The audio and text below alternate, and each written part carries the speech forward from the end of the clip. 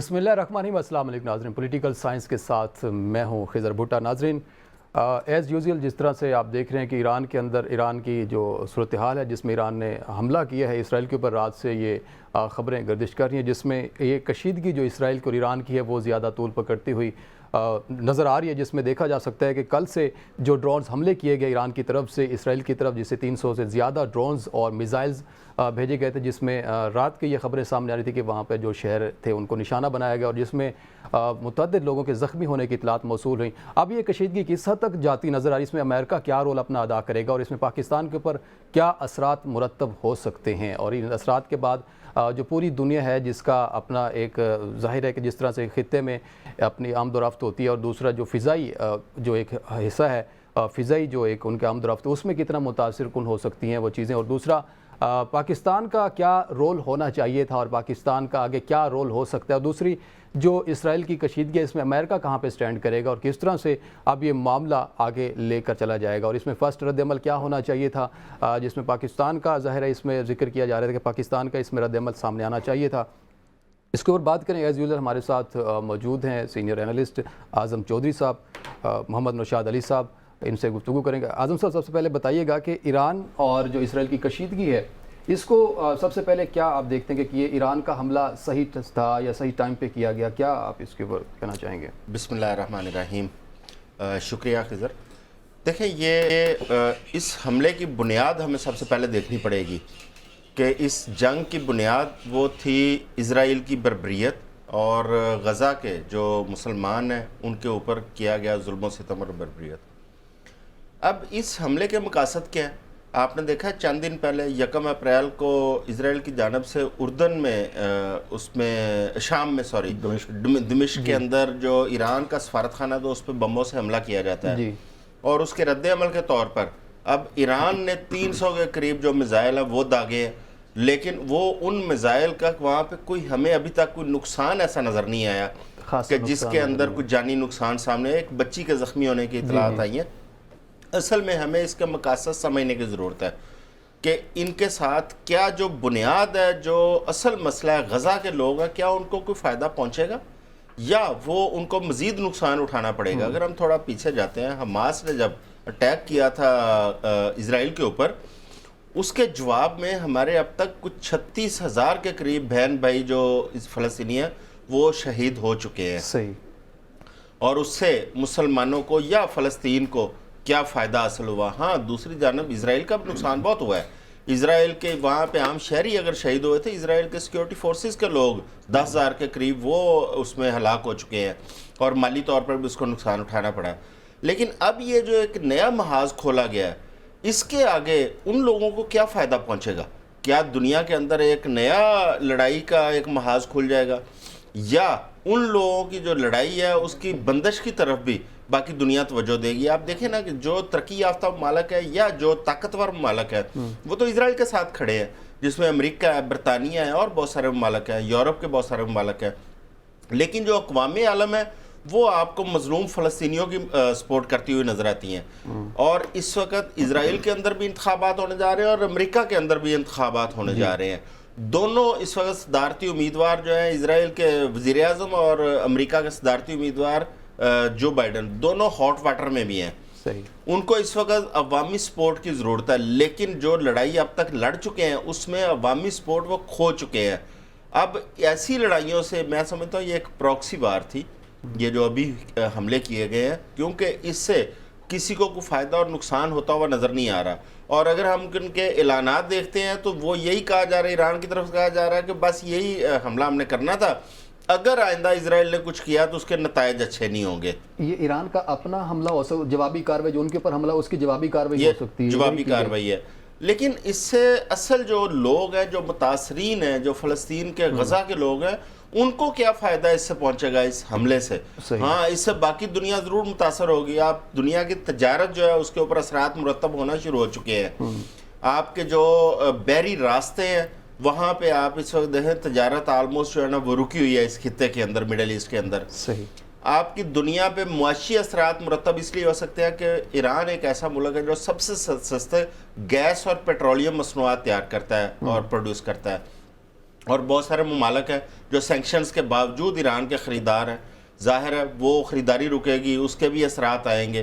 اس قسم کی چیزیں باقی دنیا کو تو فیس کرنی پڑیں گی. لیکن میں پھر اسی طرف آتا ہوں کہ جن کی جنگ ہے، جن پہ ظلم و ستم ہو رہا ہے، کیا ان کے مفاد کو بھی مد نظر رکھا جا رہا ہے، یا صرف یہ ممالک جو ہے یہ پروکسی وار میں دنیا کی توجہ ڈائیورٹ کرنے کی کوشش کر رہے ہیں؟ صحیح ہے. نوشاد صاحب آپ کی طرف میں آؤں گا. ایران کا جو حملہ ہے اسرائیل کے اوپر، اس میں دنیا کے اوپر جو معاشی حالات ہے جس طرح اعظم صاحب کہہ رہے ہیں، اس کے اوپر کتنا اثر پڑے گا، اور پھر پاکستان کو اس میں کتنا اثرات میں سامنا کرنا پڑے گا؟ بسم اللہ الرحمن الرحیم. پہلی بات تو یہ ہے کہ تھوڑا سا میں اگر اپنی رائے دے پاؤں، میری نظر میں نا یہ بیسکلی ایک وارننگ تھی ایران کی طرف سے. چونکہ اس نے یہ کہہ دیا تھا، آپ نے ایرانی جو وزیر اعظم ہے ان کا بیان بھی، پھر خطبے میں بھی یہ بات کہی گئی تھی سپریم لیڈر کی طرف سے کہ ہم اس کا جواب ضرور دیں گے. اور مجھے یہ لگتا ہے، اور یہ بات بھی سامنے آئی ہے کہ انہوں نے کہا ہے، ایران نے یہ کہا ہے کہ ہم نے امریکہ کو بھی اپنے حملے سے آگاہ کر دیا تھا. جی. اس کا مقصد جو، کیونکہ جس طرح یہ ڈرونز کے ذریعے، کیونکہ آپ سمجھ سکتے ہیں کہ ڈرونز کے ذریعے جنگیں تو نہیں لڑی جاتی. یہ اس کا کوئی پرسپیکٹیو اس طرح سے نہیں ہے، اور میزلز بھی اس طرح کے نہیں ہیں جس میں آپ یہ کہیں. حیرانی مجھے ایک چیز ہے وہ میں اس پہ بھی بات کروں گا کہ وہ مجھے حیرانگی اس کے اوپر بھی رہی ہے، حماس کی دفعہ بھی اور اس کی دفعہ بھی. پھر یہ چوائس صاحب کا جو پرسپیکٹیو ہے وہ اس کی طرف چلے جاتا ہے بعض کو. لیکن یہ اس کو آپ یوں کہہ لیجئے کہ جب آپ کسی کی سوورینٹی کے اوپر اٹیک کرتے ہیں تو یہ اس کے لیے واجب ہو جاتا ہے. بالکل اسی طرح جس طرح ایران نے جب پاکستان پر حملہ کیا تو ہماری ایک مجبوری بن چکی تھی کہ ہمیں یہ بتانا لازم تھا کہ آپ اس طرح سے کسی آزاد ملک کے اوپر، خود مختار ملک کے کسی معاملے کے اوپر آپ وہ یہ کام نہیں کر سکتے. کیونکہ سفارت خانے کے بارے میں یہ کہا جاتا ہے کہ اگر پاکستان میں ایران کا سفارت خانہ ہو تو جو زمین پر وہ سفارت خانہ بنا ہے وہ یوں سمجھیے کہ وہ ایران کی زمین کا حصہ ہے، اس کو ایران سمجھا جاتا ہے. اسی طرح سے اگر ایران کا دمشق میں سفارت خانہ تھا تو وہ ایران کا حصہ تھا، تو اس پہ اٹیک کنسیڈر ہوتا ہے. سو میری نظر میں یہ وارننگ، ایک طرح کی وارننگ ایشو کی گئی ہے ایران کی طرف سے. اسی لیے کوئی ہمیں بہت بڑے نقصانات یا اس طرح کی چیز نظر نہیں آئی، اور نہ ہی ہمیں کوئی اسلحہ اس طرح کا استعمال ہوتا ہوا نظر آیا. ہمیں معلوم ہے کہ ایران کے پاس کس قسم کی ٹیکنالوجی ہے میزائلز کی، وہ کنسیڈریبل جو ہے نا وہ میزائل ٹیکنالوجی موجود ہے ایران کے پاس. اب آ جاتے ہیں اس کے معاشی اثرات کی طرف. دیکھیے بات یہ ہے، یا آج آپ نے سنا کہ اتنے ممالک کی جو ہے وہ فضائی حدود بند کر دی گئی، یہ فلاں ٹائم کے اوپر جو ہے نا وہ فلائٹس بند ہو گئیں، فلاں جگہ سے بند ہو گئی. جب ایک ملک کے اوپر فلائٹس بند ہوتی تو الٹیمیٹلی وہ کنیکٹڈ ہوتے ہیں بہت سارے دنیا کے ممالک سے، اور وہاں پہ ان کا جو بھی آنا جانا معاملات ہیں، معمولات زندگی ہیں، اس میں فرق آنا شروع ہو جاتا ہے. اسی طرح سے فضا کھولی گئی پھر بند کی گئی. اب وہ ابھی ایران کے بارے میں کہہ رہے ہیں کہ وہ پیر کو صبح 6 بجے کچھ فلائٹس جو ہے اس کو کریں گے. تو الٹیمیٹلی اس کا امپیکٹ جو ہے وہ دنیا کے اوپر آتا ضرور ہے. دوسری بات یہ ہے کہ آپ دیکھ رہے ہیں کہ یوکرین وار کے بعد پہلے ہی اس چیز پہ بحث ہو رہی ہے کہ روس یوکرین وار کے بعد آپ کا آئل مہنگا ہوا، آپ کی کموڈٹی پرائسز کے اوپر فوڈ سے ریلیٹڈ خاص طور پر جو کموڈٹیز ہیں ان میں بہت فرق آیا. اب جب اسرائیل تنازع شروع ہوا پیلسٹائن کے ساتھ تو یہ ایکسپیکٹ کیا جا رہا تھا کہ اس کی وجہ سے بھی آپ کی جو پرائسز، جو نئی کراپس آتی ہیں، نئی چیزیں آتی ہیں، اس کے اندر کوئی فرق آئے گا. وہ نہیں آیا. پیٹرول کی پرائسز بھی اس طرح سے کم نہیں ہوئی جس طرح سے ہونا چاہیے تھی. اب یہ تیسرا فرنٹ جب کھلے گا تو الٹیمیٹلی یہ ٹینشن تو ہے نا. بہرحال آپ اس کو کچھ بھی کہیں، چاہے کسی نے وارننگ دی، چاہے کسی نے اٹیک کیا، لیکن اس صورت کے اندر ایک ٹینشن وہاں، یعنی آپ یہ سمجھیے کہ پیلسٹائن اسرائیل تو چل ہی رہی ہے، اب ایک انڈیپینڈنٹ ملک کے ساتھ بھی شروع ہوئی تو الٹیمیٹلی کیا ہوگا کہ اس سے جو ہمارے ہاں جو ایک سمپل سی جو انالیسس کیا جا رہا ہے انٹرنیشنلی وہ یہ ہے کہ جی انٹرنیشنل آئل پرائسز کے اوپر بڑا امپیکٹ آ سکتا ہے اس کا کموڈٹی پرائسز پہ آ سکتا ہے. تو پاکستان جیسے ملک، اب آپ پاکستان کی معیشت کی بات کر رہے ہیں، ہم تو پہلے جن حالات سے گزر رہے ہیں، آپ کو معلوم ہے کہ ہمارے ہاں تو پیٹرول، اس وقت پیٹرول پرائسز جو ہیں وہی ہمارے لیے ایک عذاب ہیں. پھر اگر آپ آ جائیے کموڈٹی پرائسز کی طرف، اگرچہ کہ اس دفعہ بمپر کراپ ہم بات کر رہے تھے، لیکن بمپر اس کے اوپر بھی ہم تھوڑی سی گفتگو بعد میں بھی کریں گے کہ گندم کے معاملات، لیکن جب انٹرنیشنل پرائسز بڑھیں گی تو اس کا اوور آل امپیکٹ ہمارے پر بھی آتا ہے. اور ہم اس پوزیشن میں نہیں ہیں کہ ہم کسی انٹرنیشنل امپیکٹ کو بیئر کر سکیں، کیونکہ ہم پہلے ہی بڑے وولٹائل پوزیشن پہ ہیں. ہماری معیشت بڑی مشکل سے، آپ یوں سمجھیے کہ ہم بار بار یہ بات پہ زور دیتے ہیں کہ آئی سی یو سے بمشکل باہر آئی ہے، ابھی وہ پاؤں چلنا بھی شروع نہیں ہوئی. تو ان حالات کے اندر پاکستان کو جو معیشت ہے اس کے اوپر بہت سارے اثرات مرتب ہو سکتے ہیں، ہماری مشکلات میں بھی اضافہ ہو سکتا ہے جس کا ہمارے سے کوئی لینا دینا نہیں ہے. اب تیسری بات جو امپورٹنٹ ہے وہ یہ ہے کہ دیکھیے اس کے اندر جب میں نے جس کی طرف اشارہ کیا تھا کہ یہ جو بات انہوں نے کیا، دیکھیے آئرن ڈوم کہاں گیا اسرائیل کا؟ تو صاحب آپ کو یاد ہوگا ماس کے جب اٹیک ہوا تھا تب بھی آئرن ڈوم جو ہے وہ ناکام تھا کہ حملہ ناکام بنا دیا گیا یہ تو اسرائیل کا دعویٰ ہے نا. جی اسرائیل ایران کا دعویٰ ہے کہ 50% ہم نے ہدف ہٹ کیا. اس میں مسئلہ یہ ہے کہ اسرائیل کے ساتھ ساتھ وہ آپ نے برطانوی وزیر اعظم رشی سونک کا بیان دیکھا ہوگا کہ یہ جو میزائل ہیں ان کو ڈیفیوز کرنے کے لیے ہماری برطانوی ایئر فورس امریکہ نے یو ایس نے بھی کیا ہے, یو ایس نے بھی کیا ہے, اردن فورسز نے بھی کیا ہے. بات سمجھنے کی یہ ہے, مجھے یہ بات سمجھ میں نہیں آ رہی کہ جب حماس کا معاملہ ہوا تھا اس وقت بھی آئرن ڈوم ناکام ہوا تھا. اب آئرن آپ نے دیکھا, آپ نے وہ ویژولز دیکھے ہوں گے جس میں مسجد اقصیٰ کے اوپر سے آپ نے دیکھا میزائلز جا رہے ہیں, اور بھئی ان کا آئرن ڈوم کہاں ہے؟ وہ پوری دنیا کو انہوں نے اس سے ڈرایا ہوا تھا, اور وہ کہتے تھے اس کی اگر آپ کبھی ویڈیوز دیکھیں تو آپ پریشان ہو جاتے تھے کہ جناب وہ پتہ نہیں اس کی کیا سپیڈ ہے, اور وہ پتہ نہیں کتنے ہزار گولیاں اور کتنے ہزار اینٹی ایئر کرافٹ وہ گن وہ جناب وہ کام کرتی ہیں, اور کوئی طیارہ چھوڑ کے کوئی چیز وہاں سے گزر نہیں سکتی. تو وہ کہاں ہے؟ سو پھر ہم یہ بات, یہ جو چوئی صاحب نے بات کی تھی کہ اس بات پہ سوچنے پہ مجبور ہوتے ہیں کہ اس کے پس پردہ محرکات کیا ہیں. ایک کانسپریسی تھیوری انٹرنیشنلی یہ گردش کر رہی ہے کہ اس کے اندر یمن کو لپیٹا جا سکتا ہے اس سارے معاملے کے اندر, یمن کے اندر جنگ شروع ہونے کا معاملہ ہے. دوسرا یہ ہے کہ بہت عرصے سے یہ کوشش کی جا رہی تھی کہ ایران کو پرووک کیا جائے, ایران کو کسی طرح سے اس میں شامل کیا, کیونکہ ایران تھوڑا فرنٹ کے اوپر اس سارے معاملے میں پیلسٹائن ایشو کے اوپر ایران ذرا فرنٹ پر رہا ہے. کوشش ان کی, لیکن وہ ڈپلومیٹک بھی تھا, فرنٹ پر تھا لیکن ڈپلومیٹک تھا. سو اب اس کو کس طریقے سے انوالو کرنے کی کوشش کی جا رہی. سو یہ وہ انٹرنیشنلی آپ کانسپریسی تھیریز بھی کہہ سکتے ہیں, لیکن but still those theories exist, اور ان کے ایگزسٹ کرنے میں یہ اب آنے والے دنوں میں ہمیں کلیئر ہو جائے گا. اگر فرض کریں, کیونکہ یمن کا معاملہ سعودی عرب کے ساتھ ہے, اگرچہ کہ وہاں ایگریمنٹ ہوا, پھر معاملات میں کچھ بہتری آئی, لیکن بہرحال سعودی عرب جو ہے یمن کو اس طرح سے وہ قبول نہیں کرتا, نہ یمن جو ہے وہ سعودی عرب کو قبول کرتا ہے. یہ آپ کو پتا ہے کہ وہاں سے ان کے اٹیکس ہوتے رہے. سو یہ جو سیناریو ہے مڈل ایسٹ کا, اب مسئلہ یہ ہے کہ مڈل ایسٹ کے اندر ٹینشن رہے گی تو الٹیمیٹلی یہ جو ہے نا وہ پوری دنیا کو اپنے لپیٹ میں لیے رکھے گی, کیونکہ یہ ایسا نہیں ہو سکتا کہ مڈل ایسٹ جو ہے نا اس کے اندر پرابلم بڑھ جائے اور اس حد تک یہ ٹینشن جو ہے وہ بڑھنے کے بعد باقی سارے ممالک جو ہیں وہ آرام سے سکون سے بیٹھے رہیں اور ان کے اوپر کوئی امپیکٹ نہ آئے اس کا. صحیح. اعظم صاحب, ڈونلڈ ٹرمپ کہتے ہیں کہ اگر میں صدر ہوتا تو یہ کشیدگی نہ ہوتی, یہ حملہ نہ ہوتا. ٹرمپ بھی تو اسرائیل کے سپورٹر ہیں. آپ دیکھیں نا ٹرمپ کے, آپ ماضی کیا ابھی بھی حالیہ ان کے بیانات اٹھا کے دیکھیں, ٹرمپ بھی اسرائیل کو سپورٹ کرتے ہیں, اور وہ امریکن پالیسی ہے جس کو ٹرمپ بھی ٹو کرتے ہیں اور جو بائیڈن بھی ٹو کرتے ہیں, کیونکہ وہ اینٹی اسلام یا اینٹی فلسطین ہے وہ ساری پالیسی. اصل ایشو پھر وہ یہ آ جاتا ہے کہ اس وقت ان کے انتخابات ہیں, جس طرح انڈیا میں انتخابات ہوتے ہیں تو وہاں پہ وہ لوگ ٹوٹل انتخاب لڑتے ہیں پاکستان کہ پاکستان کے ساتھ ہم نے یہ کر دیا, پاکستان کو وہ کر دیا. ان کا تمام انتخاب ہمارے بارڈر پہ ٹینشن بڑھ جاتی ہے. اب کیونکہ ان کے پاس ایک ٹاپک ہے اسرائیل, اور وہ اسرائیل کے اوپر وہ دونوں فوکس کر رہے ہیں. لیکن کیونکہ اس وقت جو بائیڈن ہے وہ حکومت میں ہے, اور حکومت جو ہے وہ کھڑی تھی اسرائیل کے ساتھ, اور وہاں بھی صرف مسلمان نہیں, جتنے نان مسلم بھی ہیں وہ بھی انسانیت کی خاطر وہاں پہ کھڑے ہوئے ہیں. اپنی حکومتوں کو انہوں نے ڈیفینسو کیا ہے کہ آپ اسرائیل کو سپورٹ نہ کریں. اگر آپ تھوڑے دن پہلے دیکھیں, ایک نیشنل سیکیورٹی ان کی سلامتی کونسل کا ایک اجلاس تھا جس کے اندر ایک قرارداد پیش کی گئی 14 ممالک کی جانب سے کہ جنگ بندی کی جائے, لیکن امریکہ نے اس کے اندر شرکت نہیں کی. اس سے پچھلا جو اجلاس ہے اس کے اندر امریکہ ویٹو کر چکا تھا جنگ بندی کے خلاف, 3 بار ویٹو کیا اس نے جنگ بندی کے خلاف. اب اس دن اس میں شمولیت نہ کر کے امریکہ نے ایک پیغام دیا تھا کہ جی شاید میں جنگ بندی کے حق میں ہوں, لیکن آج پھر امریکہ کا اصل چہرہ سامنے آیا. آج تو ایکسپوز ہو گیا نا. پھر جب ایران کا حملہ یہ سامنے آتا ہے تو ساتھ ہی جو بائیڈن آپ کو پھر فرنٹ فٹ پہ نظر آتے ہیں نیتن یاہو کے ساتھ کھڑے ہوئے. اور وہ جو انہوں نے یہ ابھی ہم آئرن ڈوم کی بات کر رہے تھے نا, تو جو بائیڈن کا بیان ہے کہ میں نے اسرائیل کی ناقابل تسخیر جو ڈیفنس ان کی صلاحیت ہے وہ دیکھی, یہ انہوں نے بیان دیا. وہ اسرائیل کو بیسیکلی سپورٹ کر رہے ہیں, رشی سونک بھی اور وہ بھی. لیکن اصل چیز یہی ہے کہ انہیں اپنی سیاست بھی چانی ہے, اور دنیا کے سامنے جو امریکن ایک پالیسی ہے ظاہر ہے اس کو بھی ڈیفینڈ کرنا ہے. اس میں بائیڈن ہو ٹرمپ ہو بات ایک ہی ہے. لیکن آپ دیکھیں نا کہ اس سے ہو کیا رہا ہے. امریکہ کا یک طرفہ جو ایک ان کا سٹانس تھا, اس سے آپ دیکھیں کہ پوری دنیا کے اندر بہت کم ہسٹری میں ایسی اگزامپل ملتی ہیں جو فلسطین کے ساتھ ہوا ہے ان چند ماہ کے اندر. جس طرح جنگی رولز کی وائلیشن کی گئی, جس طرح بےگناہ معصوم شہریوں کو نشانہ بنایا گیا، ہاسپٹل تباہ کیے گئے، اسکول تباہ کر دیے نسل کشی کا کیس نہیں چل رہا؟ نسل کشی یہ ساؤتھ ایشیا نے جو ساؤتھ افریقہ نے جو کیس کیا اس میں دیکھیں نسل کشی ان کی ثابت ہوئی.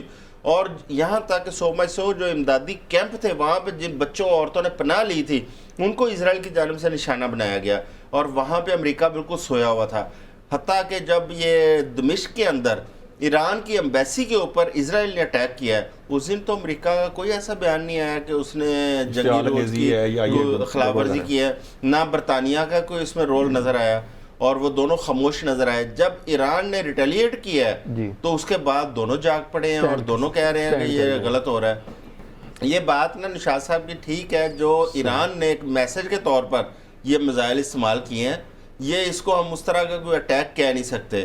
آپ دیکھیں وہ میزائل جب اتنے ہزاروں کلومیٹر تک سفر کرتے ہیں، ان کی رینج اپنی رینج تک پہنچتے ہیں، میزائل کی وہ والی جو ایک اسٹرینتھ ہوتی ہے وہ بھی ڈاؤن ہو جاتی ہے، کمزور ہو جاتا ہے، اور راستے میں بھی گرے ہیں. پھر ان تمام ملکوں نے مل کے ان کو ڈیفیوز کرنے کی کوشش بھی کی ہے، جس میں برطانیہ شامل ہے، امریکہ شامل ہے، جس میں حتیٰ کہ اردن خود شامل ہے، انہوں نے بھی ان میزائل کو جتبا کیا.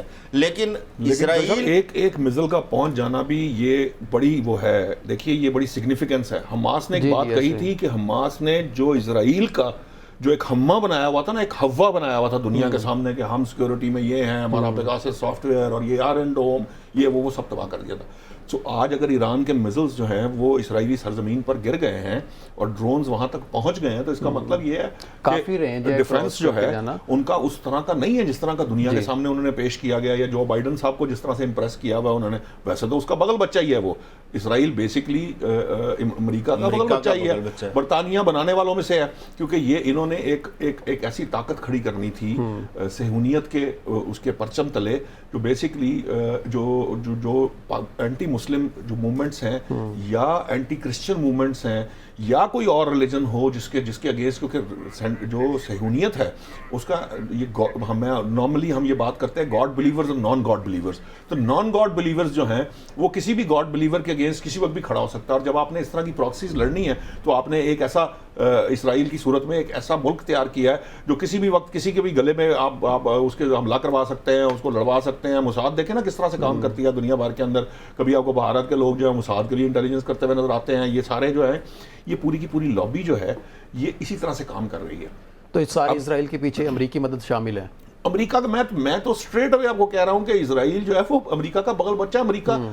امریکہ برطانیہ اور یہ جو 2-3 ممالک ہیں یہ بنانے والے ہیں اسرائیل کو، اس کو بنانے والے، اس کو کھڑا کرنے والے، اس کو بنانے والے. دنیا کا یہ واحد ملک ہے اس دنیا کے اندر، اس پوری جب سے دنیا بنی ہے آج تک یہ واحد ملک ہے جو خرید کر بن گیا، زمین خرید کے ملک بنا دیا گیا. آپ اندازہ کیجئے کہ اس سے زیادہ اس کی کیا میں آپ کو مثال دوں. سو بیسکلی یہ جو صہیونیت ہے اس کا مقصد یہ ہے کہ یہ اینٹی تمام تر جو دنیا کے ریلیجنز ہیں ان کے اگینسٹ یہ نان گاڈ بلیورز کا ٹولہ ہے. یہ بھی کہا جا رہا ہے کہ ایران کی مدد کیا امریکہ نے اسرائیل پہ حملہ کرنے کی. نہیں، یہ تو ذرا ایک تھیری ہے نا، یہ بڑی جسے کہتے ہیں نا کہ ویگ تھیری ہے. اس طرح سے کہنا کہ جی ایران، یہ تو پھر وہی بات ہے کہ جو کانسپیریسی تھیری کی بات ہم کر رہے ہیں، اس طرح کی کانسپیریسی تھیریز آتی ہیں، لیکن ایران کے اوپر اس کا کیا امپیکٹ آ سکتا ہے، کیا وہ امپیکٹ امبریس کر سکتا ہے. اور وہ اس طرح کی بات کرنے کے بعد، یعنی اگر فرض کرے امریکہ نے مدد کی ہے، اس سے کوئی مجھے نتیجہ سامنے نہیں آ رہا. یہ جو چوئی صاحب نے بات کی تھی نا، اس سارے قصے کے اندر جب ہم یہ بات کرتے ہیں، اسرائیل نے ایمبیسی پہ دمشق کی حملہ ضرور کیا ہے، یہ اس کا جوابی حملہ بھی ہے، لیکن اس سب کی بنیاد کیا ہے؟ اس سب کی بنیاد اسرائیل کا فلسطین کے اوپر قبضہ ہے. ٹھیک ہے نا، یہ جو ٹینشن وہاں پہ بنی ہوئی ہے اس کے اندر ایران فرنٹ فٹ پہ گیا. اب جب آپ اس طرح کی بات کر کے بیسکلی آپ جو اس کا جو موٹیو ہے، جو ایمز ہیں، ایمبیشنز ہیں، ان کو آپ ٹرن ڈاؤن کرنے کی کوشش کرتے ہیں، دنیا کے سامنے کانسپیریسی تھیوری دیتے ہیں تاکہ لوگ ذرا اس کے اندر انوالو ہو کے وہ ان کو مقصد بھول جائیں کہ اس کا مقصد کیا ہے. ایک چیز آپ ضرور کہہ سکتے ہیں کہ دنیا کی توجہ ڈائیورٹ کی گئی ہے. اب فلسطین کی جانب کی بجائے اب یہ جو حملے ہیں ان کی جانب زیادہ توجہ ہے، پوری دنیا اس طرف دیکھ رہی ہے. اب یہ غور کرنے کی ضرورت ہے پر عمل درآمد پتہ نہیں کہاں چلا گیا، جو اس کے جنگ بندی قرارداد کہاں ہے وہ. یہ غور کرنے کی ضرورت ہے کیا ان دنوں کے اندر اسرائیل وہاں پہ کوئی نئی کارروائی تو نہیں کرنے جا رہا جو غزہ کے اندر کوئی ایسی रफा वाला जो मामला है जिसमें अमेरिका बैकआउट किया था वही इम्पोर्टेंट करता है ईरान के ऊपर, तो फिर खित्ते में ये तो बड़ी फिर जंग देखने बिल्कुल नहीं बिल्कुल करेगा ये। अब कोई इजराइल इस किस्म की कोई जवाबी कार्रवाई नहीं करेगा, आप देखिएगा, ना ईरान की जानब से कुछ किया जाएगा।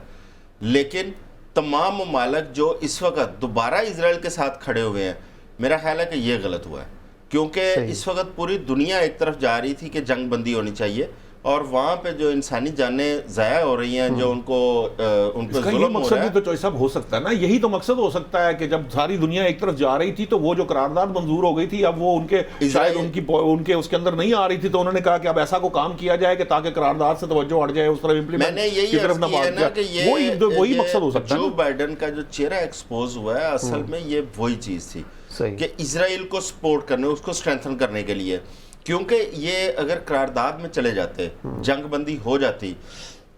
आप इसमें देखें एक फ़र्क है, जो फ़लस्तीनी शहीद हुए हैं उनमें और जो इजरायली मारे गए हैं उनमें। फ़लस्तीनी आम लोग हैं जो शहीद हुए हैं, उसमें हमास के लोग बहुत थोड़े हैं। इजरायली जो मारे गए हैं वो सिक्योरिटी फोर्सेस के लोग हैं। अगर 36,000 या 32,000 फ़लस्तीनी शहीद हुआ है, आम शहरी शहीद हुआ है, तो उनका 10,000 से ज्यादा उनका सिक्योरिटी फोर्सेस का बंदा मारा जा चुका है जी। और नाकामी हुई है। माली तौर पर जितना बड़ा नुकसान इजराइल ने इस लड़ाई में उठाया है, मेरा ख्याल है पहले कभी नहीं उठाया। हत्ता कि ये तक कहा जा रहा है कि जो कल का हमला था ईरान का, उसमें जो आयरन डोम सिस्टम उनका इस्तेमाल हुआ है, एक दिन के लिए $1 अरब उसके अखराजात थे उसको इस्तेमाल करने के लिए। अगर इसने बड़े लेवल पर उसको माली तौर पर धचका लग रहा है, तो उसमें ये दुनिया सारी अमेरिका से इमदाद की बात नहीं कर रहा, वो अमेरिका में इमदाद की करारदादें आ रही हैं कि इजराइल की इमदाद दी जाए, इमदाद जी उनकी हालात खराब है। अब ये देखें ना, हुकूमतें इस किस्म की जो तरक्की याफ्ता मालिक ये अमेरिका या बरतानिया, वो हुकूमतें खड़ी हैं इजराइल के साथ, उन्हीं ममालिक की अवाम जो है वो फलस्तीनी अवाम के साथ। बरतानिया में आज देखें कितना बड़ा प्रोटेस्ट हो रहा था, ये जब ये बात ऋषि सुनाक की बात कर रहे हैं, वो बरतानिया में इतना बड़ा प्रोटेस्ट हो रहा था। और ये जो बाइडन साहब ये कह रहे हैं ना, अब्सटेन किया यूएस ने जो करारदाद में, वो अवाम के प्रेशर पर ही किया है, क्योंकि अब उसके पास गुंजाइश नहीं थी। जिस इंतखाबात की बात कर रहे हैं, उन्हें बिल्कुल क्लियर कट वहां नजर आना शुरू हो गया। क्यों? क्योंकि 3 या 4 काउंटीज के उसके जो स्टेट्स के अंदर जो एक वोटर है उसका ट्रेंड बदलता देखा है। ट्रंप की वहां पर जीत आई है ये हमें अभी इंतखाबात के अंदर। सो अल्टीमेटली क्या हुआ कि उनको ये एहसास हो रहा है कि बाइडन साहब को कि अगर मैं अवाम के फैसलों के अगेंस्ट खड़ा रहूंगा तो अल्टीमेटली फिर मैं इसराइल को तो बचाते बचाते मैं खुद अपने आप को गवा बैठेंगे। तमाम अमेरिकन मुस्लिम्स के अंदर बड़ी नफरत पाई जाती है बाइडन के हवाले से। वो फलस्तीन के हवाले से जो अमेरिकन पॉलिसी थी, उस पर लोग उसको सपोर्ट करने को तैयार नहीं है। अच्छा, अब ईरान की जो लड़ाई है, इसमें देखें हमारा क्योंकि हमसाया मुल्क है, अब ये सिर्फ मिडिल ईस्ट का इशू नहीं है। अगर ईरान की लड़ाई इस तरफ आ जाती है, ईरान के साउथ में आती है, तो उसके असरात ऑब्वियसली अफगानिस्तान ने हिमायत कर दी है। अफगानिस्तान ने बिल्कुल अल-ऐलान हिमायत कर दी है ईरान की। तो ये फिर बात वही है ना कि ये फिर वो आग बढ़ने वाला मामला के बढ़ती चली जाएगी आग और प्रॉब्लम हो सकती। नाज़रीन, जिस तरह से बात चल रही है कि ईरान की जो हमला किया गया इसराइल के ऊपर, और ये हमले में क्या असरात इसके बाद मुरतब होंगे और क्या ये जंग मज़ीद जारी रहेगी या नहीं रहेगी, एक ब्रेक लेते हैं। ब्रेक के बाद दोबारा वापस होते हैं, हमारे साथ रहिएगा।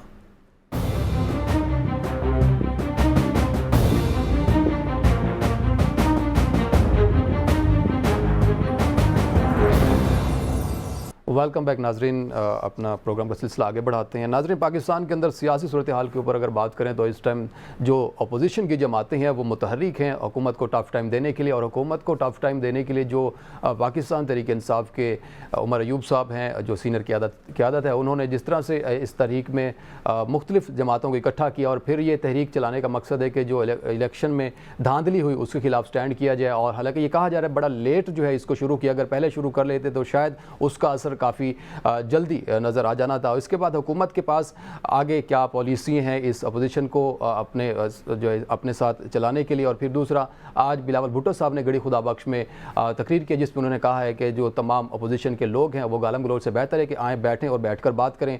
ज़रदारी साहब ने इस्लामाबाद की तरफ इशारा किया कि ये जो महंगाई है मुल्क में, ये वहाँ से जो है बैठे हुए बाबाओं की तरफ से, जो है बाबुओं की तरफ से ये सामने आ रही है। आज़म साहब, सबसे पहले आपकी तरफ आऊँगा, बताइएगा कि जो इस टाइम अपोजिशन की जमातें हैं वो मुतहरिक हो रही हैं हुकूमत के खिलाफ, क्या ये अब मुतहरिक होना कोई फ़ायदामंद साबित हो सकता है जो अपोजिशन की जमातें इनके लिए? देखें खिज़र, उनका मुतालबा क्या है, सिंगल पॉइंट एजेंडा है जी कि इंतखाबात के अंदर होने वाली धांधली, अगर इस इंतखाबात की जो धांधली है उसको, उनकी बात को अगर तस्लीम करके उसको दोबारा जिन हलकों का वो इशारा कर रहे थे या जिनका मुतालबा कर रहे थे, उन हलकों को दोबारा खोल लिया जाता या इंतखाबात में उनके धांधली के जो एतराज़ात हैं उनको दूर कर दिया जाता, तो मेरा ख्याल है ज़्यादा बेहतर होता, बजाय इसके कि आगे आने वाले टाइम में हमें एहतजाज और इस किस्म की सियासत होती हुई नज़र आए। उसकी वजह यह है कि आपने इंतखाबात करवाए थे पाकिस्तान में पॉलिटिकल स्टेबिलिटी के लिए, जिसकी वजह बुनियादी वजह थी आपकी इकोनॉमिक स्टेबिलिटी। आपने जो इंतखाबात करवाए हैं उसके ऊपर एतराज़ात इतने ज़्यादा हैं, तमाम पार्टियां उस पर एतराज़ लगा रही हैं कि धांधली एतराज़ात शुरू हो गए। जब आपको पॉलिटिकल स्टेबिलिटी ही नहीं मिलनी तो आपने इकोनॉमिकली किस तरह पाकिस्तान को स्टेबल करना है? और ये चैलेंज जो है ना, ये उतनी देर तक ठीक नहीं हो सकता जब तक आप तमाम पॉलिटिकल स्टेक होल्डर्स को एक प्लेटफॉर्म पे नहीं बिठाएंगे। अब हुकूमत की जानिब से हुकूमत की ज़िम्मेदारियाँ बढ़ जाती हैं। हुकूमत की जानिब से बयानात तो दिए जा रहे हैं कि हमें सब लोगों को बैठना चाहिए, हमें बैठ के बात करनी चाहिए। क्या हुकूमत ने अमली तौर पर कोई ऐसा काम किया है कि सब लोग बैठे? जिस तरह पिछले दिनों प्राइम मिनिस्टर साहब ने कहा कि हमें सबको बैठ के बात करनी चाहिए, आज बिलावल भुट्टो जरदारी साहब ये बात कर रहे हैं कि हमें बजाय एहतजाज के बैठ के बात करनी चाहिए।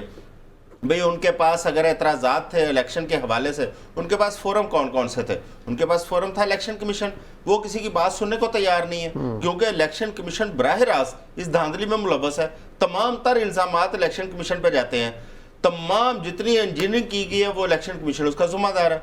उसके बाद उनके पास फोरम आ जाता है अदलिया का। क्या ही बेहतर होता कि पार्लियामेंटेरियंस पार्लियामेंट के अंदर बैठ के, जिस तरह हुकूमत का मैं कहता हूँ जिम्मेदारी बढ़ जाती है, वहां पे बैठ के हुकूमत कहती कि आए हम आपके एतराज़ात दूर करते हैं। हम मिलके पार्लियामेंट से इलेक्शन कमीशन को भी कहते हैं कि जी इनके एतराज़ात दूर किए जाएं। हुकूमत इस तरफ आने को तैयार नहीं है। हुकूमत जो है वो ये चाहती है कि ये फॉर्म 47 से हम आए हैं, हम भी अंदर बैठे रहें, इनको सीटें भी ना मिले, इनके एतराज़ात भी दूर ना हो और ये सड़कों पे एहतजाज भी ना करें। भाई आप ये भी चाहते हैं कि वो जो उनका आईनी और कानूनी हक है एहतजाज का, उसको भी आप बंद कर दें। इस तरह हो नहीं सकता, इस तरह चल नहीं सकता। कुछ हल्के जो खुलवाया गया वहां से नून लीग ने विन किया, जहां पे पीटीआई पहले जीते तो मेरे अपने हल्के से भी नून लीग ने विन किया उस हल्का खोलने के बाद। पाकिस्तान में ये जो इंतखाबात है ना, आप देखिएगा ये कभी मुतालिया पाकिस्तान में भी बच्चे पढ़ा करेंगे, ऐसे इंतखाबात पाकिस्तान की हिस्ट्री में नहीं हुए।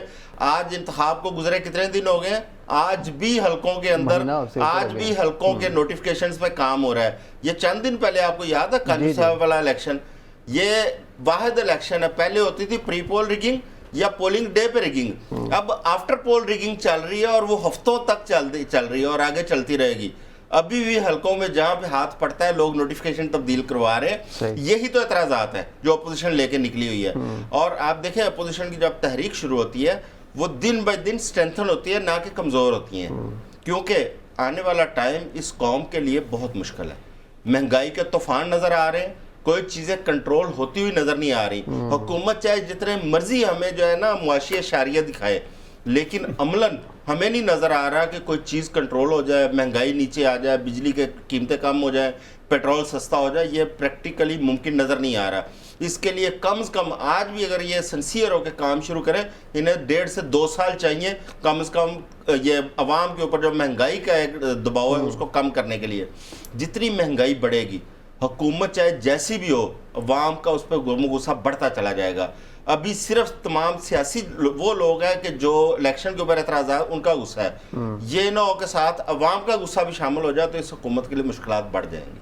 सही है नौशाद साहब, जिस तरह से हुकूमत अपनी जंग लड़ रही है, अपोजिशन अपनी जंग लड़ रही है, इसमें अवाम की कोई सूरत हाल नज़र नहीं आ रही बेहतर होती है? क्योंकि हम तो बात कर रहे हैं कि उनको इलेक्शन को हल्का खुलवा दे तो पीटीआई विन कर जाएगी या नून लीग विन कर जाएगी। अवाम का कहाँ पे सोचा जा रहा है, कहाँ फ़ायदा नज़र आ रहा है? तकरीर कर रहे थे तो मैं सोच रहा था, क्योंकि 2018 के इंतखाबात के बाद जहाँ जिस सीट पे आप बैठे हैं वहाँ मैं बैठा था और कुछ दोस्त हमारे नून लीग के बैठे थे, बिल्कुल इस तरह की तकरीर थी। उनका भी ख्याल था कि मुतालिया पाकिस्तान में ना 2018 का इंतखाब पढ़ाया जाएगा, उसके अंदर होने वाली धांधली पढ़ाई जाएगी। हल्के खोलने की बातें हमने 2013 में भी सुनी।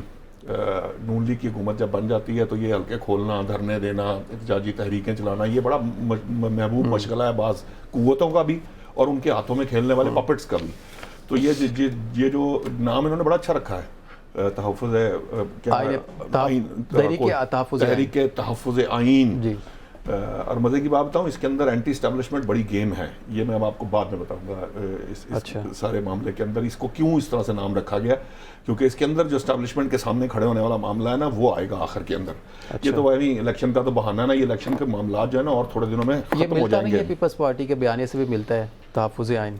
نہیں ملتا ضرور ہے, وہ ان کے کام کرنے کا طریقہ اور ہے. اچھا. وہ 9 مئی والے نہیں ہیں, وہ اس طرح کی حرکتیں کرنے والے نہیں ہیں. اب مسئلہ کیا ہے, مسئلہ یہ ہے تو سارے مل کے پھر چلنے والے اور لگتا ہے ایک پیج پہ آنے والے. اعظم چوہدری صاحب کی خواہش پوری ہوگی کہ وہ جناب پہنچ جائیں.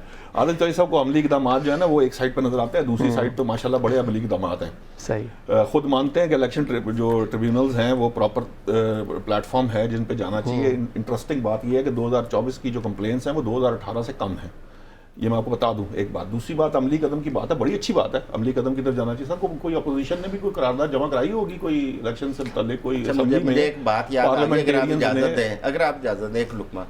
وہ کسی کو کہا, کسی بندے نے, یار تم یہ کام بہت برا کرتا ہو. وہ کہتا ہے کہ تمہارا باپ بھی برا کرتا تھا, تمہارا دادا بھی برا کرتا تھا. اس کی برائی, اپنی برائی ٹھیک نہیں کرنی. اس کے باپ دادا چچا, یہ 2018 2013 اور بھائی آگے بڑھے, 2024 سے 2025 آنا ہے, 25 کے بعد 28 بھی آنا ہے, الیکشن آنے آگے. پھر یہ پتا ہے مجھے, 18 میں جو کمپلینس تھی وہ اتنی یہ بڑا رٹایا سا جملہ ہے, بڑا رٹایا جملہ ہے. یہ پی ٹی آئی پہ سوشل میڈیا پہ آپ کو عام ملے گا, 2018 سے کمپیئر نہ کریں, یہ نہ کریں. یہ اس کے علاوہ کوئی چوائس نہیں ہے نا, اس کے علاوہ کوئی آرگومنٹ نہیں ہے. سو آرگومنٹ کی بات یہ ہے, سر موقع نہیں ملتا نا آرگومنٹ دینے کا ان کو. نہیں وہ بہتر ہیں آرگومنٹ, آرگومنٹ تو دے رہے ہیں. مسئلہ یہ نہیں ہے. پرابلم کیا ہے؟ پرابلم یہ ہے کہ جب آپ مسئلے کو سارٹ آؤٹ کرنے کی کوشش کریں گے نا تو الٹیمیٹلی آپ کو اس کی روٹ کازز کا پتہ کرنا پڑے گا. جب آپ روٹ کازز کا پتہ کریں گے تو وہ آپ ماضی سے اپنی چیزوں کو ضرور کھنگالیں گے. اور آپ کو آج ایک اور خبر دے دیتا ہوں کہ نواز شریف صاحب بھی جو ہے نا وہ 2018 کے انتخابات کی جو ہے نا جو کچھ ہوا تھا اس کی چھان بین کے معاملات کے اندر بھی وہاں پہ غور و خوض ہو رہا ہے کہ جناب مسلم لیگ نون جو ہے 2018 کے انتخابات کے اندر جو کچھ ہوا تھا اس کے خلاف بھی مطالبہ کرنے جا رہی ہے. شاید ہو سکتا ہے وہ اس کے لیے بھی مطالبہ کرے کہ جو گڑھے مردے نکالنے کی کوشش کر رہے ہیں. نکلیں گے کیونکہ مردے نکالے بغیر معاملہ چلتا نہیں ہے. یہ تو پھر وہی آپ والی بات خوشہ نکالنا شامل ہو سکتا ہے, خوشہ نکالنا پڑتا ہے. یہ خضر یہ ضرور ہونا چاہیے. میں اس چیز کے حق میں ہوں, جس نے اس ملک کے ساتھ کھلواڑ کیا ہے, صحیح, چاہے وہ سیاستدان ہے چاہے وہ غیر سیاسی لوگ ہیں, صحیح, یہ تمام لوگوں کا ہر چیز کھلنی چاہیے. آپ کا اور میرا کیا قصور ہے کہ ہر 5 سال بعد یا 3 سال بعد ایک کھلواڑ ہو جس میں سیاستدان بھی اس کا حصہ ہو اور غیر سیاسی لوگ بھی ہوں, اور اس کا حاصل وصول کیا ہے؟ آج 2024 75-76 سال بعد ہم کہاں کھڑے ہیں؟ ہم روٹی کو ترس رہے ہیں. ہمارے پاس نہ گیس ہے, نہ بجلی ہے, نہ پانی ہے. لیکن کون ذمہ دار ہے 40 سال جن لوگوں نے حکومتیں کی ہیں؟ یہ 40 سال والے ہیں نا جو آج کہہ رہے ہیں 18 والا کھولے. بھئی 18 والا بھی کھولے, پچھلے بھی کھولے, اگلے بھی ان کا چکٹے چھٹے کھولے. اور عدالتوں میں جس طرح کے فیصلے ابھی ہم نے دیکھے ہیں نا, ایون فیلڈ کا یہ وہ, ان کا کیا عوام کو کیا فائدہ اس کا ہوا؟ ایک دلچسپ بات یہ ہے, آپ نے ایسے فیصلے کر کے عوام کو جس طرح توجہ ڈائیورٹ کرتے ہیں نا, اصل ٹارگٹ اپنا اچیو کرتے رہتے ہیں, عوام کی توجہ کہیں اور ڈائیورٹ کر دیتے ہیں. اور اپنے کے پیچھے لگا کے رکھا ہوا, اپنے انہوں نے گھڑے بھرے ہیں, عوام بھوکی اور پیاسی مر رہی ہے. ہاں ہم نے دیکھے ہیں سر, توشہ خانہ سے لے کر وہ گھڑیاں اور پتہ نہیں کیا کہ گھڑے تو بھرے جاتے ہیں سر. بالکل وہ ملوث ہیں, ثابت کریں ان کو اندر. آپ نے تو پکڑا ہوا ہے نا, وہ تو آپ نے تو پکڑا ہوا ہے, اس کو رکھیں اندر. لیکن یہ جو جن پہ آپ باتیں کر رہے ہیں ان کے ثابت نہیں ہوئے. جب ثابت نہیں ہوئے تو ہماری نظر میں وہ معصوم نہیں ہوئے نا سر. ان کے بھی نہیں ہوں گے, ہم اس کی بات نہیں کریں گے. گاڑی لی تھی وہ زرداری صاحب کو وہ کسی طرح بھی, آپ ان کو پکڑ کے جیل میں ڈال دیں, آپ ان کو سزا دے دیں. اگر آپ جب تک سزا نہیں دیتے تو آپ کے کہنے سے یا اعظم چودھری کے کہنے سے تو کوئی بندہ مجرم ثابت نہیں ہوگا. مجرم ثابت ہوگا عدالت کے اندر. عدالت میں اگر وہ ثابت نہیں ہوا, فرض کر لیتے ہیں, میں میری بات سن لیں, یہ ابھی چوہدری صاحب مان لیں گے اس بات کو, اگر فرض کریں کل عمران خان صاحب جو ہے نا وہاں سے بری ہو جاتے ہیں, فرض کر لیجئے اسی طرح بری ہوتے ہیں جس طرح نواز شریف صاحب ہوئے, تو کیا یہ کہیں گے وہ مجرم ہے؟ سر فرض کریں گے کہ نا بتائیں, کہیں گے عمران خان کے یاد رکھنا میرے سوال کا جواب دے دیں. عمران خان کے کیسز اور نواز شریف کے کیسز کو سامنے رکھ کے آپ دیکھ لیں, وہاں پہ کرپشن کی انبار ہے, یہاں پہ سوال کا جواب دے دیں. آپ نے میرا سوال جو ہے نا, آپ نے سوال اپنا جو ہے نا, جسٹیفائی نہ کریں کہ نواز شریف آپ چھوڑیں سر, میں نے تو کسی کی جسٹیفیکیشن دی نہیں ہے. میں تو آپ سے ایک سمپل سا سوال کیا ہے, آپ صرف یہ بتا, چلے وہ نہیں, انہوں نے نہیں دینا مجھے پتا ہے, ان کی تو مجبوری ہے. آپ مجھے ایک بات بتائیے, عمران خان صاحب کے کل کو کیسز فرض کیجئے وہ بری ہو جاتے ہیں, کیا بری ہونے کے بعد آپ ان کو مجرم قرار دے سکتے ہیں؟ نہیں, جب بری ہو گئے تو پھر مجرم کیسے؟ اتنی سی بات ہے, بات صرف سمجھنے کی ہے. کوئی بری ہو جاتا ہے, نہیں دیکھیں اب اگلا معاملہ کیسے آتا ہے, اگلا معاملہ کیسے آتا ہے. دیکھیں میں جو بات, اگر آپ مجھے میرا مکمل کرنے دیتے نا, چوہدری صاحب نے بیچ میں اچک لیا, بیچ میں گفتگو کر لی, میں یہ چاہ رہا تھا کہ میں بات آپ کو جو زیادہ امپورٹنٹ بات بتا رہا تھا وہ یہ تھا. یہ ایک پہلی بات تو یہ ہے کہ it's too early to start تحریک. جو پولیٹیکل سائنس کے اسٹوڈنٹس ہیں, جو پالیٹکس کو سمجھتے ہیں, چوہی صاحب ماشاء اللہ اتنا عرصہ اچھا یہ ارلی ہے ابھی تو, بہت ارلی. ابھی حکومت کو بنے کتنی دیر ہوئی؟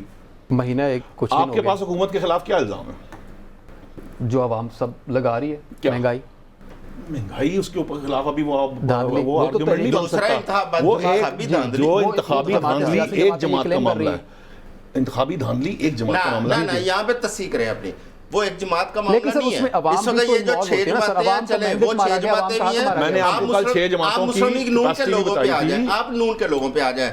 اس میں خرم دستگیر بھی اس پہ ہے, خواجہ سعد فریق بھی اعتراض کر رہے ہیں, رانا ثناء اللہ بھی کر رہے ہیں, جوید الطیف بھی کر رہے ہیں. ایسے بے تحاشا لوگ ہیں جو انہی پارٹیوں کے لوگ ہیں.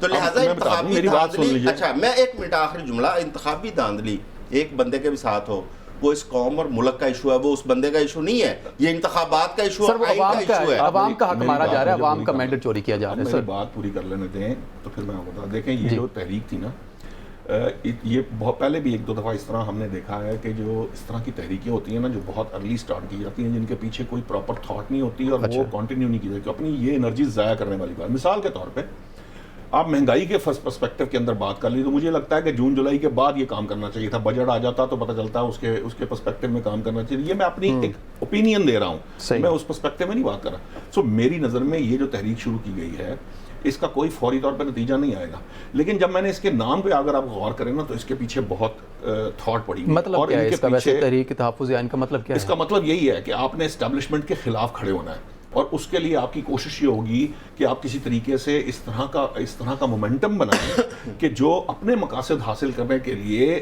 اس حکومت کو گرانے کے لیے اور اپنی حکومت بنانے کے لیے جو ایفرٹ پٹ کی جا سکتی ہے اس کے اندر اسٹیبلشمنٹ کو بیک فٹ پہ ڈالا جائے اور اس کے خلاف کام کیا جائے, تاکہ وہ کل کو اس پوزیشن میں ہوں کہ آپ اس کو کوئی حکومت بنا سکیں, کوئی وہ نہ بنا سکے.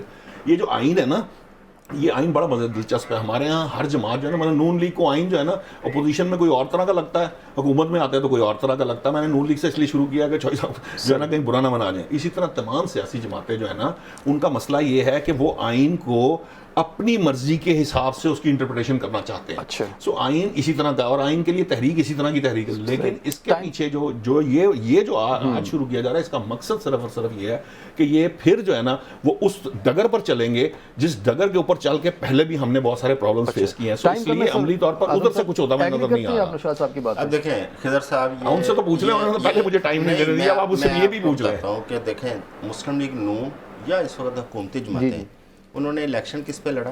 9 مئی پہ. بالکل. انہوں نے ہمیشہ کیا کوشش کی؟ اسٹیبلشمنٹ کے پیچھے چھپنے کی. ہمیشہ, آج بھی اسٹیبلشمنٹ کے پیچھے چھپنے کی کوشش کر رہی ہیں. آپ دیکھیں کہ ان کو اگر یہ عوام کے پاس جاتی, عوام پہ یہ اعتماد رکھتی, تو شاید ان کو یہ دن نہ دیکھنے پڑتے. بالکل اسی طرح سے گزشتہ حکومت کو نہ دیکھنے پڑتے. پی ڈی ایم کی ون حکومت بنی, اسٹیبلشمنٹ کے پیچھے چھپ کے بنی. آج پی ڈی ایم حکومت بنی, اسٹیبلشمنٹ کے پیچھے چھپ کے بنی. اس وقت میاں نواز شریف کہتے تھے ووٹ کو عزت دو, اس وقت کہتے تھے ووٹ کو عزت دو. دیکھیں نا, وہ آپ کے باپ دادا وہی بات. اچھا, اس سے نواز شریف کہتے تھے ووٹ کو عزت دو. کہاں گئی ووٹ کو عزت؟ ٹھیک ہے, پھر سب لوگوں نے دیکھا جس طرح جو عزت جس کو دی گئی.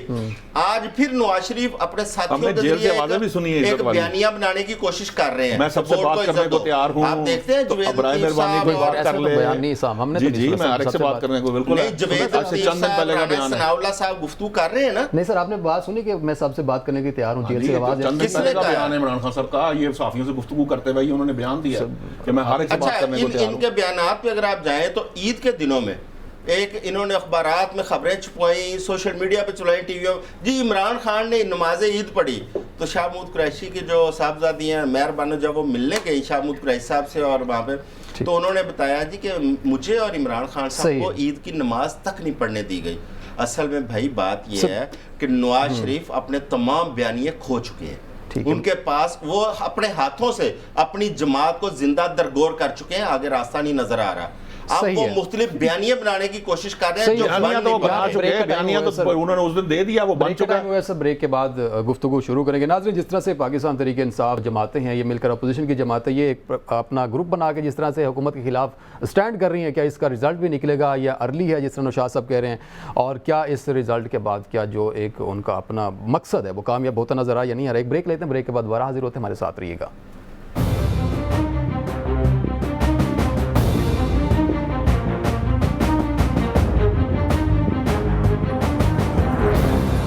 ویلکم بیک ناظرین. بات کرتے ہیں IMF کے حوالے سے جو پاکستان کے وفد نے واشنگٹن میں جو روانہ ہوئے ہیں وفد پاکستان کا, اور یہ وزیر خزانہ محمد اورنگزیب صاحب وہاں پہ پہنچے ہیں. اس IMF کے مذاکرات کے بعد جو قسط ملنی ہے جس کی وجہ سے وہاں پہنچے ہیں, کیا اس کے بعد پاکستان کے حالات بہتر ہونا شروع ہو جائیں گے؟ کیونکہ ہم جب بھی IMF کی بات کرتے ہیں, IMF سے مذاکرات کی بات کرتے ہیں, تو ہمیں لگتا ہے کہ پاکستان میں نئی روح ڈلنے والی ہے, پاکستان میں خوشحالی پیدا ہونے والی ہے اور پھر عوام کے اچھے دن شروع ہونے والا ہے. حالانکہ یہ کافی سالوں سے چلتا ہوا آ رہا ہے کہ IMF سے مذاکرات ہو گئے تو پھر پاکستان سٹیبل ہو گیا, اب کسی سے مانگنا نہیں پڑے گا. کیا اس میں حقیقت ہے یا نہیں, اور پھر پاکستان کب اپنے پاؤں پہ سٹینڈ کرے, اور کس طرح سے پاکستان جو ہے وہ کون سا ایسا دن ہوگا پاکستان جس دن اپنی معاشی حالات کو بہتر کر کے ہم قرضوں سے جان چھڑا لیں گے؟ سب سے پہلے نوشاد صاحب آپ کی طرف آؤں گا. IMF سے مذاکرات ہم بار بار کرتے ہیں سر, لیکن سٹینڈ کرنا بہت امپاسبل ہو چکا ہے پاکستان کے لیے. ایک تو یہ بتا دیں, یہ مذاکرات کامیاب ہونے کے بعد کیا پاکستان کسی حد تک سٹیبل ہو جائے گا؟ پہلی بات تو یہ ہے کہ یہ کانسیپٹ ہی غلط ہے کہ IMF جو ہے اس کے پاس جا کر آپ سٹیبل ہو سکتے ہیں. IMF ہے آپ کے لیے ایک جسے کہتے ہیں نا, لیکن یہ کنسیپٹ ہے عوام میں ہمارے پاکستان میں, اسی لیے میں بتا رہا ہوں وہ ایک طرح کی ریسکیو سروس ہے کہ جب آپ کے پاس, جب آپ ڈیفالٹ کے دانے پہ چلے جائیں, جب آپ کو گنجائش نہ ہو ہمارے جیسے تھرڈ ورلڈ کنٹریز کے لیے. ہاں, جو ترقی یافتہ ممالک ہیں, جو ڈیولپڈ کنٹریز ہیں, وہ جب IMF کے پاس جاتے ہیں تو ان کا مقصد کچھ اور ہوتا ہے. اس کا مقصد وہاں پہ گروتھ ہوتا ہے, یعنی کہ وہ اس کے لیے. اب بدقسمتی سے ہم اس پوزیشن میں 2016 اور 17 کے درمیان تھے جب ہماری معیشت اس پوزیشن میں تھی. یہ جو نواز شریف صاحب کے چوہدری صاحب نے یاد کرایا, وہ افطار پارٹی جس کی بات کر رہے تھے, جس کی گفتگو کی, اس کے اندر یہ بات نواز شریف نے کہی کہ مجھے آج تک یہ بات سمجھ میں نہیں آئی کہ جب پاکستان ٹیک آف کرنے لگا, پاکستان کی معیشت سٹیبل ہوئی, تب پاکستان کے اندر کوئی نہ کوئی ایسا معاملہ ہو جاتا ہے جس کی وجہ سے وہ سارا جو ہم نے ایفرٹ پٹ کی ہوتی ہے وہ پھر ڈاؤن دا ڈرین چلی جاتی ہے. صحیح. اب معاملہ یہ ہے, دیکھیے پرابلم کہاں ہے. پرابلم یہ ہے کہ آپ کو اور مجھے چیزوں کو ان کے اوریجنل پرسپیکٹو میں دیکھنا. مثال کے طور پر ابھی میں جب بات شروع کروں گا نا تو بات پوری ہو لینے دیجیے گا تاکہ سمجھ آ جائے میرا پرسپیکٹو کیا ہے. 3.5 سال کی حکومت تھی عمران خان صاحب کی, انہوں نے 40 سال میں جتنا قرض لیا اس سے زیادہ قرض لیا. اچھا, ایک دلچسپ بات ہوتا, اس کی جگہ کوئی بھی حکومت ہوتی وہ یہی کرتی, یعنی یہ عمران خان کی حکومت کا معاملہ نہیں ہے. اس میں پرابلم کیا ہے یہ میں بعد میں بات کروں گا کیونکہ پھر بحث میں چلی جائے گی بات. پرابلم یہ ہے کہ آپ نے پہلا قرض لیا, دوسرا قرض لیا, تیسرا, چوتھا, پانچواں, چھٹا, 10واں, آپ قرض لیتے لیتے اس سطح پہ آ گئے کہ آپ کو قرض کی جو انٹرسٹ ہے نا, سود جو آپ نے دینا ہے, اس کے لیے بھی آپ کو قرض اٹھانا پڑ رہا ہے. 3.5 سال کی حکومت میں کیا پرابلم آ رہی تھی کہ وہ قرض اٹھا کر حکومت کا سسٹم, نظام حکومت چلا پا رہے تھے. اس کے علاوہ کوئی راستہ نہیں تھا, چاہے وہ آپ لوکل کمرشل بینکوں سے لیں, چاہے آپ باہر سے قرض لیں.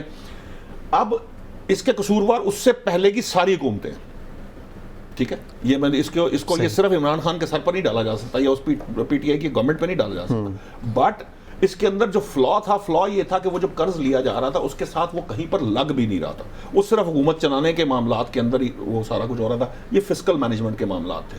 اب جب آپ نے معیشت کی بات کی تھی نا, جب آپ نے پہلے بات کی 2016-17 کے اندر پاکستان کی معیشت ٹیک آف کر رہی تھی, اس وقت یہ حالات تھے کہ ہم نے G20 کے اندر شامل ہونے کے بارے میں سوچنا شروع کر دیا تھا.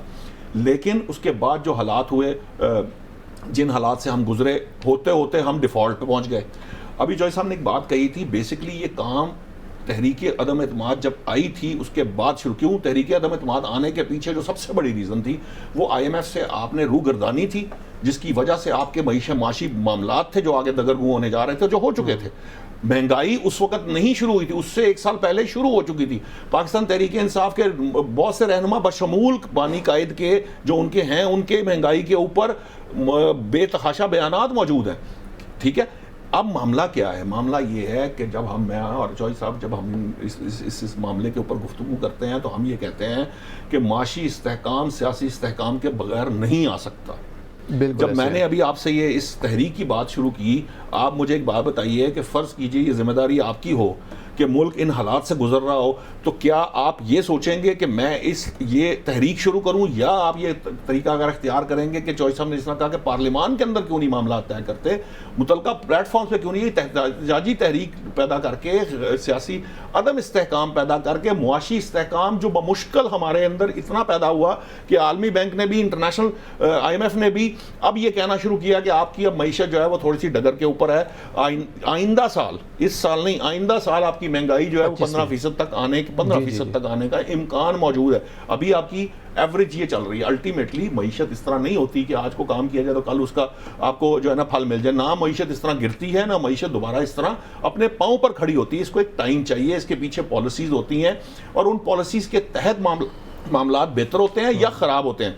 अब इस वक्त सिचुएशन ये है कि जब हम ये बात करते हैं कि वहाँ पर आपके सामने ये सिचुएशन नजर आ रही है, आपको पता है ये तहरीक शुरू कर दी गई है, सऊदी वफद ने आना $7 अरब के प्रोजेक्ट से, बिल्कुल ठीक है। फिर हम जब ये बात कहेंगे कि जनाब चीनी सदर ने आना होता है तो आपके धरने शुरू हो जाते हैं। जब हम ये कहेंगे कि सऊदी वफद ने आना है, उसने 4 सेक्टर्स मेजर SIFC ने तय किए हैं, उसके अंदर इन्वेस्टमेंट होनी है $7 अरब का मामला। हमने अभी जाकर $3 अरब बमुश्किल या $5 अरब की बात हो रही है। 7 अरब की इन्वेस्टमेंट आ रही है, $7 अरब की। 7 अरब को आप 280 से जरा देखें कितने पैसे बनते हैं। सो उसके अंदर ये इस तहरीक का इस वक्त शुरू किए जाने का क्या मकसद है? बात समझने की ये है कि ये जो पर्सपेक्टिव है ना, मैं ये नहीं कह रहा कि उनकी कोई इंटेंशन ये है कि वो मुल्क के खिलाफ काम कर रहे हैं या वो तमाम जमातें जो हैं वो पाकिस्तान के खिलाफ, इसका मकसद ये नहीं है। मकसद ये है कि आपका ये विजन होना चाहिए, आपको ये समझ होनी चाहिए कि कौन सा काम किस वक्त किया जाता है, किस सूरत में उसका क्या नतीजा निकलेगा, उसका आपके मुल्क पे क्या इम्पैक्ट होगा। यही नुकसान चीनी सदर के दफा जब CPEC की बात हो रही थी, आज तक आपने देखा है कि CPEC कहां से किस पर्सपेक्टिव के साथ शुरू हुआ था। उसके बाद एक्चुअली CPEC आपका जो $45 बिलियन की जब इन्वेस्टमेंट की बात हो रही थी, उसको आपने प्रैक्टिकली बिल्कुल बंद कर दिया था। फिर ये शहबाज शरीफ ने आकर जब वो PDM की तहरीक एतमाद के नतीजे में जो हुकूमत आई, उन्होंने CPEC को दोबारा शुरू किया। लेकिन प्रैक्टिकली आज भी क्या पोजीशन है कि आप कोशिश करते हैं, कभी दासू के ऊपर को मामला हो जाता है, क्योंकि आपको एक महाज नहीं है, आपके पास मईशत का महाज है, आपके पास दहशतगर्दी का महाज है, आपके पास इंटरनेशनल फोर्सेज है जो आपको तरक्की करता नहीं देख सकती। उसके अंदर चाहते ना चाहते वो जमातें जिनका ये विजन नहीं है, जो इन चीज़ों को समझ नहीं सकती, बेहतर तरीका ये है कि बजाय इसके कि आप सड़कों का रुख कर लें, जलसे जुलूसों से आप देखिए कि इस मुल्क के अंदर नहीं, 1 मिनट दे दीजिए, आप देखिए कि कितने धरनों के नतीजे में हुकूमत गिरी, कितनी एहतजाजी तरीकों की हुकूमत के नतीजे में हुकूमत गिरी, किसी के नहीं। धरने मरियम नवाज ने भी लॉन्ग मार्च करके देखा, मौलाना फजल रहमान साहब ने भी लॉन्ग मार्च करके, इससे नुकसान जरूर हुआ, मुल्क को फायदा कोई नहीं हुआ।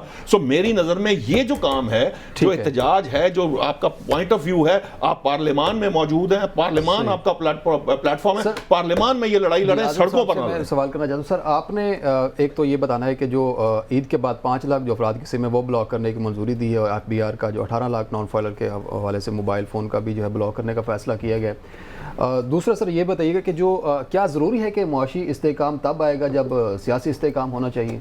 अच्छा जी, पहले तो 5 लाख सिमों वाला 18 लाख सिमों का कहा गया, ये फिजिबल नहीं है। आप देखें नॉन फाइलर के आप 18 लाख जो सिमें ब्लॉक करने जा रहे हैं, आप कैसे इसमें साबित कर सकते हैं कि कोई बंदा इस काबिल है कि वो टैक्स देने वाला है, कोई दूसरा टैक्स ना दे पाए, वो गरीब है या अमीर है, इसको आपको डिफरेंशिएट करना पड़ेगा। दूसरी बात यह है मोबाइल कंपनी आपकी जो है, दूसरी बात यह है कि आप मोबाइल का जो बिज़नेस चल रहा है सेलुलर कंपनी का, आप उसको शट डाउन करेंगे, लिहाजा वो रजिस्ट करेंगी। अगर वो फॉरेन इन्वेस्टमेंट आपके पास थोड़ी बहुत रह गई है, वो भी आपको इफ़ेक्ट करेगी। अब आते हैं IMF की तरफ जी। देखिए निशात साहब ने बड़ी खूबसूरत सी बातें की हैं कि IMF के प्लान्स और नवाज शरीफ के प्लान्स। बात यह है कि जब इनसे यही तो क्वेश्चन किया जाता है कि 40 साल की हुकूमत, वो कहते हैं 3.5 साल की हुकूमत ज़िम्मेदार है, ठीक है ज़िम्मेदार है। उस 3.5 साल के अंदर कोविड भी आया, गुजरा कोविड, बिल्कुल पूरी दुनिया बंद हुई, पाकिस्तान तो बचाई रखा, वरना हुकूमत पहले गिर जाती। ये कोविड ही है जिसकी वजह से हुकूमत चल गई, ये तो खुद तस्लीम है। आप जरा सुन लें, कंप्लीट करें सर। वो कोविड गुजरा, मुल्क खुला रहा, उसके बाद वो कितनी बद इंतजामी थी उस हुकूमत की कि GDP 6% पे चली गई, आपका डॉलर 170 रुपए पे, 1 मिनट आप रुक जाए ना, डॉलर आपका मैक्सिमम 170 रुपए पे गया, GDP आपकी 6% पे चली गई, ठीक है। आपकी एक्सपोर्ट्स बढ़ रही हैं, आपकी फैसलाबाद की जो बंद इंडस्ट्री थी वो एक घर में अंदर लूमे तक चलना शुरू हो गई, इंडस्ट्री आपकी चल पड़ी, एनर्जी का अब आप सुन तो लेना, सच्ची बात तो वो आप सुनने को तैयार नहीं है ना। मैं कैसे बात सुन लूं जिसकी कोई सेंस ही नहीं है यार। अच्छा मतलब देखे ना, मतलब आप क्या बात कर रहे हैं कि फैसलाबाद जो है वो पेरिस बन गया था। इसका एतराफ सबसे पहले किसने किया? इनके वजीर खजाना मिफ्ता इस्माइल ने जब पहला बजट पेश किया, उसने सबसे पहले उसने एतराफ किया कि ये सूरत हाल। दूसरा एतराफ आपके जो इंटरम गवर्नमेंट में वजीर खजाना है उन्होंने किया। उसके बाद कौन सी ऐसी आफत आई थी कि मियां नवाज शरीफ साहब को हुकूमत लेने की जल्दी थी, PDM 1 किसी को बोलने की जल्दी नहीं थी। ये कहते हैं मुल्क डिफॉल्ट होने जा रहा है। IMF से आपने रूबरदानी की थी, IMF को आपने रास्ते में छोड़ा था, उसका नतीजा ये चले आप दे दे, मेरा टाइम दे दे। नहीं, मेरे टाइम की बात नहीं है, आप बात ठीक करें, आप बात करें, आप यकीन कीजिए। सर एक मिनट सुनने। जब इनको ऐसी कौन सी आफत थी, अगर वो गवर्नमेंट गलत उसकी बैड परफॉर्मेंस थी, इंतजार करते 6 माह और इंतजार करते। आप कहते हैं डिफॉल्ट होने जा रहा था मुल्क, वो कैसा डिफॉल्ट था कि इकोनॉमी आपकी जो स्टेबल खड़ी है, डॉलर आपका 170 रुपए पे खड़ा है, आपने अचानक गवर्नमेंट में रजीम चेंज करके आप डॉलर ले गए 330 रुपए पे, आप GDP ले गए माइनस में, आपने इंडस्ट्री बंद कर दी, आपकी एनर्जी खत्म होगी। ये कैसा डिफॉल्ट सब चाहे PDM के अंदर। और उस डिफॉल्ट की सूरत क्या होता है? उस वक्त कौम डिफॉल्ट हो गई, कौम डिफॉल्ट हो गई। और शहबाज शरीफ साहब जो है ना, ये दावा करते फिरते हैं कि हमने मुल्क को डिफॉल्ट से बचाया। अब आ जाए मुस्लिम लीग नून की तरफ, ये दावे करती थी मुस्लिम लीग नून, मियां आवेगा तो 35 अरब डॉलर ले आवेगा, ठीक है, मियां नवाज शरीफ 35 अरब डॉलर लाएगा। ये आपको किसने कहा है? पता नहीं कहां से कोट किए जा रहे हैं 35 अरब डॉलर। कल भी आपने कोट किया, आज भी आप मुझे एक भी स्टेटमेंट निकाल के दिखाएं 35 अरब डॉलर आएगा। ये आप सर्च करें, आपकी पार्टी है, मैंने तो कल रात को जाके सर्च किया है, आपने कल भी ये कोट किया था, मैंने कहा शायद मुझे ना बताओ कौन सा 35, किसने ये स्टेटमेंट दिया? मैंने कोट किया है ना, आप इसकी रिसर्च सर मुझे नहीं मिला। अच्छा अब मेरी बात कल रात मुझे नहीं मिला, मैंने ढूंढा पे जाके, मैंने कहा यार शायद मेरे से हो जाएगा। टाइम देने की क्या बात है यार। अब बात ये है कि वो नवाज शरीफ ने इन्वेस्टमेंट लेके आनी थी, कहाँ गई इन्वेस्टमेंट? आज नवाज शरीफ बाहर बैठ के ये कह रहा है कि जी IMF के पास नहीं जाना चाहिए। भाई आप इतनी बार हुकूमतों में रहे हैं, उस वक्त आपने ये कशकोल क्यों नहीं तोड़ा? आप ये कशकोल दिया था, IMF प्रोग्राम बंद कर दिया था, IMF प्रोग्राम को पूरा करके आप G20 में जा रहे थे जब ये सारा कुछ किया गया। आपने कैसा कशकोल तोड़ा कि आपने चाइना से CPEC की मद में कर्जा लेके आपने 1.25 अरब रुपए में लाहौर की ऑरेंज लाइन बनाई, और सारे कर्ज इंतखाबात में, वो सारे कर्ज PTI छान चुकी है। वो भी मुंह की खानी पड़ी थी, बड़ा शोर डाला और रखा उन्होंने, उसके ऊपर धरने और रफड़ डाला और उसमें से निकला क्या? फ्यूचर क्या है पाकिस्तान का? IMF के चुंगल में इस मुल्क और इस कौम को फंसाने के जिम्मेदार ये लोग हैं। अब IMF के चुंगल में से आप उतनी देर तक नहीं निकल सकते जब तक आप अपने मुल्क के अंदर जी मैं वही कह रहा हूँ, अपने मुल्क के अंदर कारोबार जिंदगी को ठीक नहीं करेंगे, जब तक आपकी इंडस्ट्री नहीं चलेगी, जब तक आपकी एक्सपोर्ट्स नहीं होंगी, जब तक आपका रेमिटेंस नहीं बढ़ेगा।